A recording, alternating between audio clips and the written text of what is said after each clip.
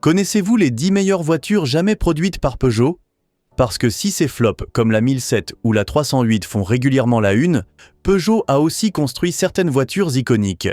Et aujourd'hui, je vous propose de découvrir mes 10 voitures préférées Made in Peugeot. En plus de mon avis personnel, je me suis basé sur des sources comme Caradisiac ou Turbo.fr. Si vous trouvez qu'il y a une Peugeot qui manque, dites-le nous en commentaire. C'est parti, modèle numéro 10. Peugeot 907 2004. Peugeot 907. Concept, Overview, Details and Inside. Et si je vous dis que Peugeot a construit une supercar équipée d'un V12 atmosphérique? Non, ce n'est pas une blague. C'est la Peugeot 907. Présentée au Mondial de l'Automobile de Paris en 2004, la 907 est un concept car roulant. Son design frôle la perfection. Long capot, silhouette fastback, bulle vitrée du toit au pare-brise. Signé Gérard Welter, cette esthétique néo-rétro évoque vaguement la 607, mais repousse les codes stylistiques à l'extrême. Sous le capot, un V12 atmosphérique de 5,8 litres, né de 2 V6 assemblés, balance 500 chevaux et un couple de 620 Nm. Et ce sont d'une rare brutalité pour une voiture française. Peugeot tenait une concurrente sérieuse à la Ferrari 612 ou la McLaren SLR. Malheureusement, elle n'a jamais dépassé le stade du concept car. Elle était beaucoup trop chère et élitiste. Aujourd'hui, elle dort au musée de l'aventure Peugeot, à Sochaux. Pourquoi ouvrir ce classement avec elle? Parce qu'elle incarne l'un des plus grands « SI » de l'histoire automobile française. Modèle numéro 9. Peugeot 404 Cabriolet. 1961 à 1968. Quand Peugeot s'allie avec Pininfarina, forcément, le résultat est incroyable. C'est ainsi qu'est née la Peugeot 404 Cabriolet, qui n'a été produite que pendant 7 ans, de 1961 à 1968. Elle est légère, élégante, possède un charme méditerranéen et un intérieur raffiné à l'italienne qui font immédiatement mouche. Avec la Peugeot 404 Cabriolet, Peugeot tranche définitivement avec les lignes strictes et carrées de la Peugeot 404 berline. La preuve, elle ne partage aucun panneau de carrosserie avec son équivalent berline. Tout a été magnifié par le génie de Pininfarina. Fabriqué à la main dans les ateliers de San Giorgio Canavese, en Italie, il se distingue par un subtil décroché sur la ligne de caisse. La silhouette est basse, fluide, séduisante, à mi-chemin entre une Fiat 1500 Spider et certaines Lancia de l'époque. Sous le capot, un bloc 1,6 litres essence XC de 65 chevaux au départ, qui grimpera jusqu'à 88 chevaux grâce à l'injection mécanique. Alors, pourquoi l'avoir oublié? Peut-être à cause de l'écrasante popularité de la berline 404, produite à plus d'1 million d'exemplaires. Ou peut-être parce que le cabriolet plus cher paraissait trop bourgeois pour une marque réputée populaire. Seulement 10 388 cabriolets produits. En 2022, il n'en restait que 1674 en état de marche à travers le monde.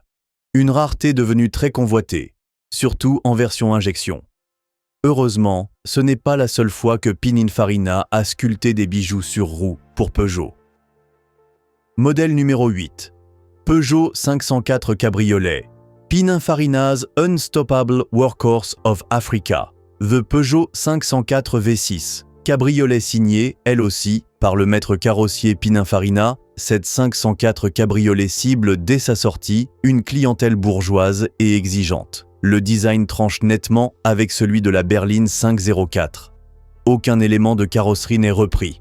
Le cabriolet repose sur une plateforme raccourcie, arborant une silhouette fluide et équilibrée, des proportions soignées, une capote en toile parfaitement intégrée et une calandre à 4 phares rectangulaires. Dès son lancement, il embarque un moteur 1,8 litres de 97 chevaux à injection Kugelfischer suffisant et un peu juste.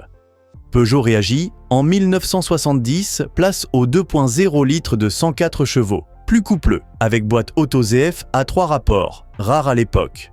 Les puristes pouvaient opter pour une boîte manuelle à 4 rapports. Et dès 1980, ils pouvaient même en prendre une à 5 rapports. Avec seulement 977 V6 cabriolets produits, autant dire que c'est une pépite pour collectionneurs. Et lorsqu'on ajoute une chaîne de production quasi artisanale, on comprend vite que ce modèle a tout d'un collector. Aujourd'hui, Pour qui veut rouler en ancienne française au volant d'un cabriolet signé Pininfarina, fiable, confortable, bien construit, la 54 reste un choix extrêmement pertinent, à condition d'avoir le budget. Heureusement, la prochaine est plus accessible. Modèle numéro 7, Peugeot 206R, C 2003 à 2006. Saga GTA, Peugeot 206R, C 2003 à 2006. Lancée en 2003, la 206 avant Jésus-Christ mériterait clairement de retrouver la lumière. Extérieurement, rien de tapageur. Son look reste sobre, mais chaque détail trahit ses ambitions. Aile subtilement élargie. Jante Atlantis de 17 pouces en 205/40, ZR17. Double sortie d'échappement, coque de rétroviseur façon carbone et un discret béquet. Même les montants de porte sont laqués noirs, une finition réservée aux versions les plus affûtées. Côté coloris, 2 livrets se démarquent, le rouge Aden, intense, et surtout le rare blanc banquise, limité à seulement 500 exemplaires. Sous le capot, un 2.0 litres 16 soupapes de 177 chevaux, signé Peugeot Lotus. Pas de crash test RC, mais elle partage sa base avec la 206, 4 étoiles Euro NCAP en 2000. Malheureusement, sortie en pleine transition vers la 207, elle a souffert d'un lancement discret et d'une communication timide. Aujourd'hui, la 206, après Jésus-Christ, attire à nouveau les regards. Les collectionneurs s'y intéressent, surtout dans des configurations rares. Les exemplaires bien conservés dépassent parfois les 19 000 €. Et si vous êtes du genre à guetter les vraies sportives des années 2000, vous devriez garder un œil sur elle. Modèle numéro 6, Peugeot 605, 1989 à 1999. Peugeot 605 Review, 1989 à 1999. La Peugeot 605 est la preuve que des décisions incompréhensibles prises par un top management déconnecté peuvent ruiner une voiture. Avec son design sobre, statutaire et typiquement Peugeot, elle en impose. Capot nervuré, profil étiré, proportions soignées, un classicisme qui tranche avec l'audace de sa cousine, la Citroën XM. Pas étonnant quand on retrouve la patte de Pininfarina, notamment dans la ligne latérale, rappelant l'Alfa 164. La première série, 1989 à 1994, pêche par un manque d'équipement de sécurité. Heureusement, la phase 2 redresse la barre. Airbag conducteur, prétensionneur, renfort de structure.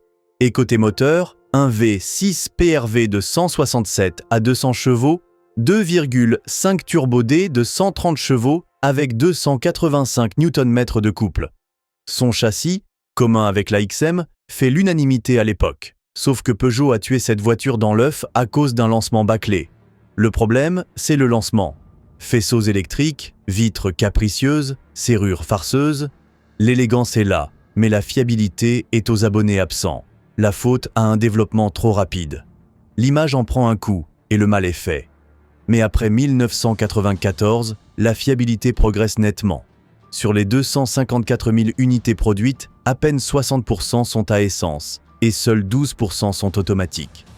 La 605 a été sacrifiée sur l'autel des premières impressions. Et pourtant, pour qui cherche une grande routière confortable, élégante, bien motorisée, la phase 2, surtout en V6 24 volts, mérite clairement une nouvelle chance. Modèle numéro 5, Peugeot 309 GTI 16 Dima, 1985 et 1994. Essai routier, Peugeot 309 GTI 16 Dima-1993 Benzin.Frey.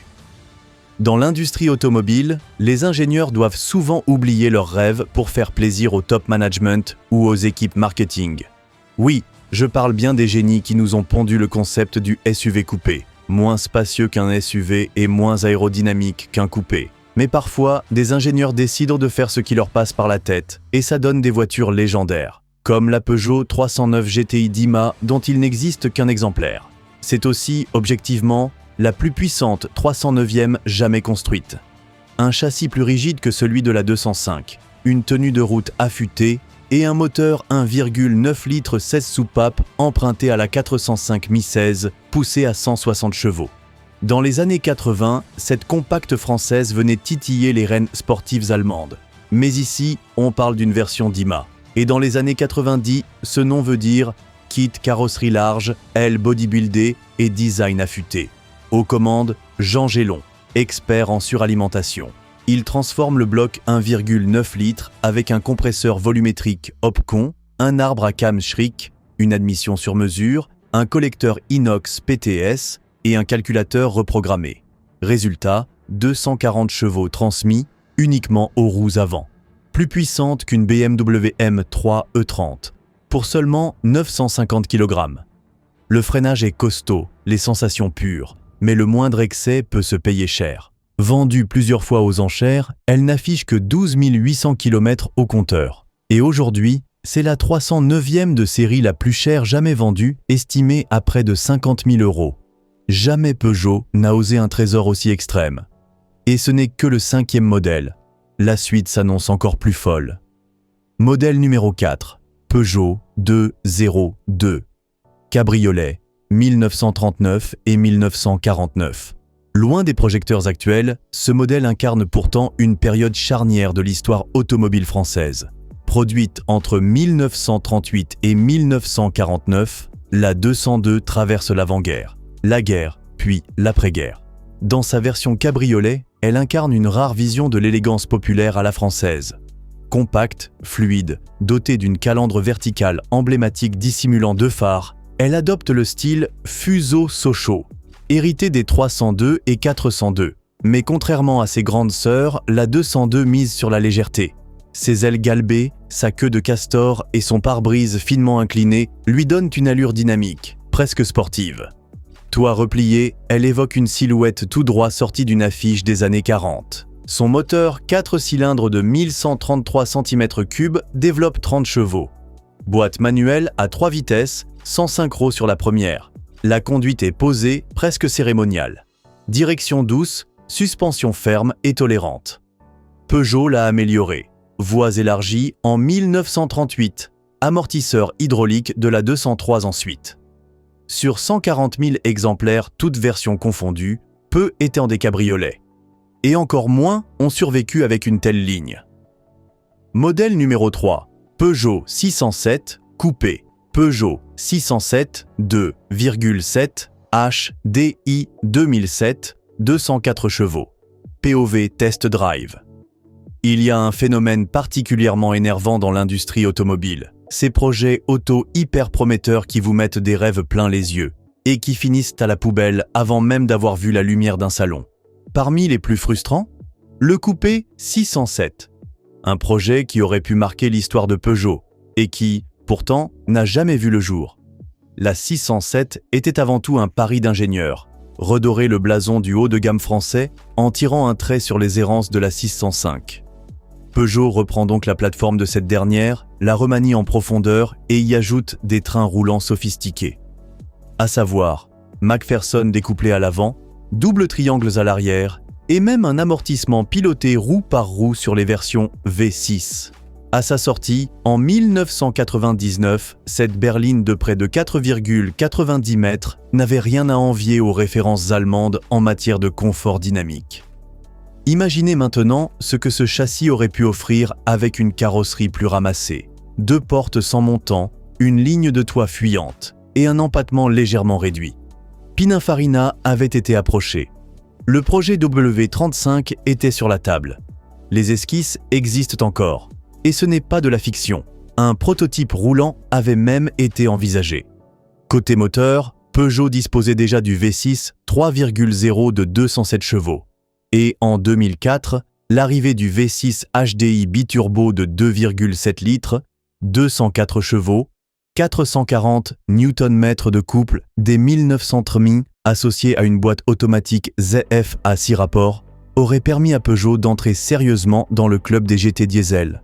Le tout avec un filtre à particules sans entretien avant 200 000 km. Mais voilà, le projet est abandonné. PSA juge que le haut de gamme n'est plus rentable. Le W35 reste lettre morte. Et la 607 cède sa place à une 508 plus consensuelle, plus globale, mais nettement moins audacieuse. Un collector fantôme, mais qui mériterait clairement un retour. Au moins en concept car, juste pour le kiff. Modèle numéro 2, Peugeot 303 numéro 2 de ce classement. Et pour cause, C'est une voiture que vous n'avez jamais vue rouler. Et pourtant, elle a bel et bien existé. Enfin, presque. La Peugeot 303, c'est l'histoire d'un fantôme industriel, d'un projet avorté dont il ne reste aujourd'hui que 3 prototypes. À l'origine, Peugeot envisageait une berline compacte, positionnée entre la 203 et la 403. L'idée était simple, combler un vide dans la gamme, comme l'avaient fait les 301 et 2 avant-guerre. La 303 devait poursuivre cette lignée en apportant des innovations de taille. 3 maquettes sont fabriquées, dont une version en bois magnifique, restaurée par le centre de style Peugeot. Le design est sobre, mais équilibré. La silhouette respecte les codes Peugeot de l'époque, tout en suggérant un virage plus moderne. Côté technique, les archives parlent d'une évolution marquée par rapport à la 403. Rien d'officiel n'a filtré, mais les ingénieurs de Sochaux travaillaient sur une base qui préfigurait déjà la future 404. Le bond technologique est tel que la 303 devient superflue. C'est finalement la 404 qui sortira en 1960, et la 303 disparaîtra, avant même d'être née. Elle ne s'est jamais vendue, mais elle a pourtant influencé l'histoire de Peugeot. Voilà pourquoi elle mérite pleinement sa place ici. Et maintenant, place au modèle numéro 1 de notre classement. Modèle numéro 1, Peugeot 505 GTI Break, 1986 à 1992. Early Saturday, AUST. Friday, Arvo. Evening Row, Peugeot. 505 GTI Barn Find. Parmi les trésors oubliés de la caverne d'Ali Baba de Peugeot, la Peugeot 505 GTI Break.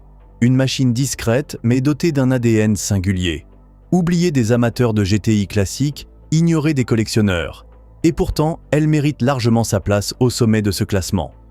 Extérieurement, la 505 Break assume son profil rectiligne et fonctionnel. À l'intérieur, on retrouve la patte de Paul Bracq. Planche de bord moderne pour l'époque, instrumentation claire, siège baquet confortable et une finition sérieuse, loin du plastique creux qui gangrénait déjà certains modèles concurrents.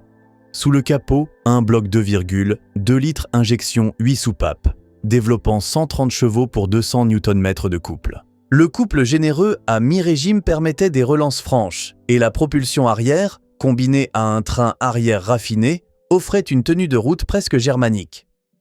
Produite entre 1986 et 1992, cette version GTI Break a toujours vécu dans l'ombre de la 55 Turbo Injection, plus puissante, 150 à 180 chevaux, mais aussi plus capricieuse. Et pourtant, c'est bien la GTI qui a lancé l'appellation chez Peugeot. Son échec commercial, un positionnement flou, un style jugé trop sage et l'arrivée des monospaces et SUV qui ont précipité la fin des grands breaks à propulsion. En 1992, Peugeot met fin à la production, discrètement, trop discrètement. Aujourd'hui, les exemplaires en bon état sont devenus presque introuvables, surtout avec un historique limpide. Sa cote remonte doucement, portée par les amateurs de youngtimers à contre-courant. Si vous avez aimé, faites-le nous savoir en vous abonnant à la chaîne et en laissant un like. C'est 100% gratuit et ça vous permet de soutenir notre petite équipe de 5 passionnés. On se retrouve très vite dans le garage français.